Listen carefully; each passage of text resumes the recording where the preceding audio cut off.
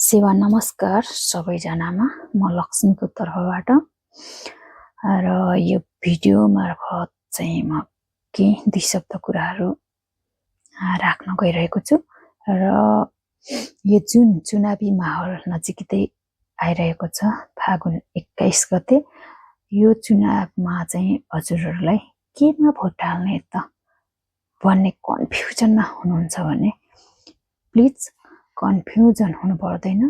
हजुरहरूले सरासर दाया पाया केही नसोचिकन यही अन्जुली भरिरहेको माटोमा चाहिँ आफ्नो अमूल्य भोट हालेर श्रम संस्कृति पार्टीलाई चाहिँ जिताउनु होला भन्न चाहन्छु।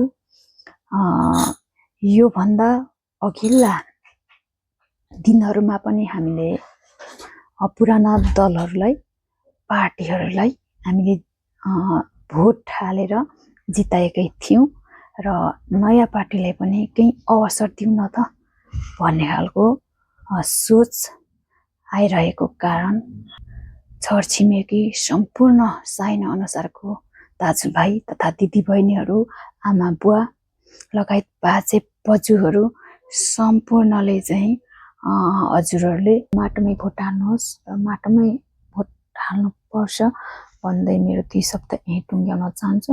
हवस् त, धन्यवाद। जय माटो, जय देश।